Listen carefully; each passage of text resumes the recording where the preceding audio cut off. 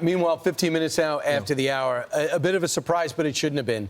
If you ever go to a UFC event, you could see the groundswell of support of like-minded people that seem to be supporting Donald Trump, especially Jorge Masvidal, who I think has a book out now, too, talking about his remarkable journey to success in the octagon.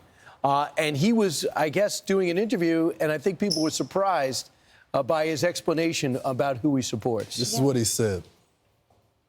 Do you think that there is something about the way they talk about issues that for other young men who are in the place you were, that is going to make them actually turn out? 100%.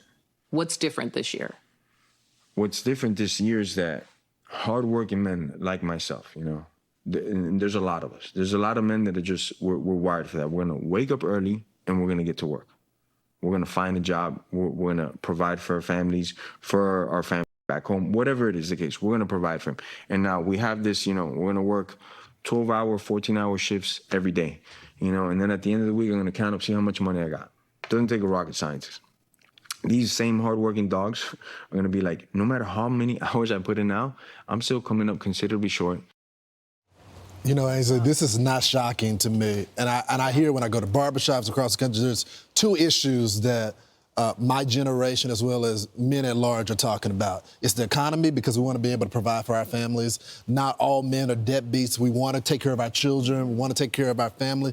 And the next issue is what's happening in schools. They don't like all this, you know, wokeness that's being taught. A lot of the stuff, they're going to love their children no matter what, but they want to be able to make their decisions with their family. They don't like what's being taught in the classroom.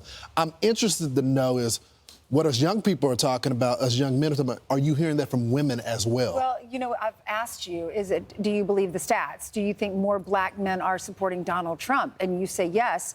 And when we were talking about this clip, you brought up a good point. Men want to provide for their families, and that's innate. That's how you are. That's how God created you to be. That's what my dad did. That's what you do for your family. That's what you will do for you. You already do a lot for your family. But when you have a wife one day, and I'm a traditionalist, I think that's important. I like a man to work hard. I grew up in a household where that happened. So I agree with him. I understand that. Men do want to provide for their families and not, you know, have to take money from the government unless it's, you know, unless it's essential. So you as a president, you can't give people a raise, but you can make sure the best you can to keep inflation down so people can afford what they're buying. So if you're saying to yourself, I'll get another job and another job and another job, but the prices go up, the taxes are high, you're taking home less, and you have to have more to go spend.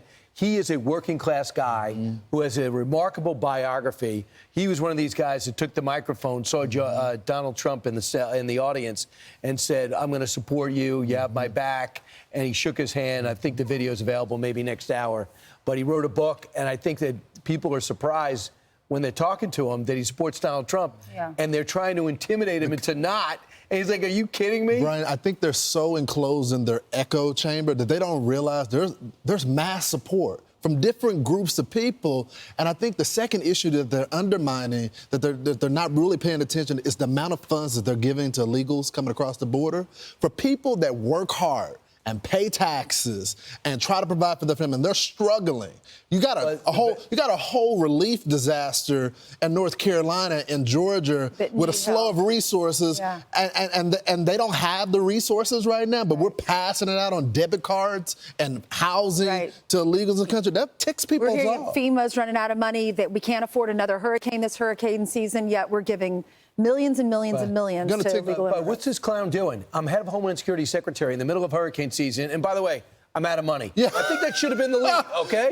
You're out of money. You let Congress go home. We just gave you $20 million. Remember Speaker Johnson said we just gave them $20 million because they thought it would be a good thing to do? Then he sits there and just goes, I don't have I'm out money. of it. Yeah, but under FEMA, under Homeland Security, is FEMA. That's exactly right. I thought it was $220 billion, but that might be their budget. Right.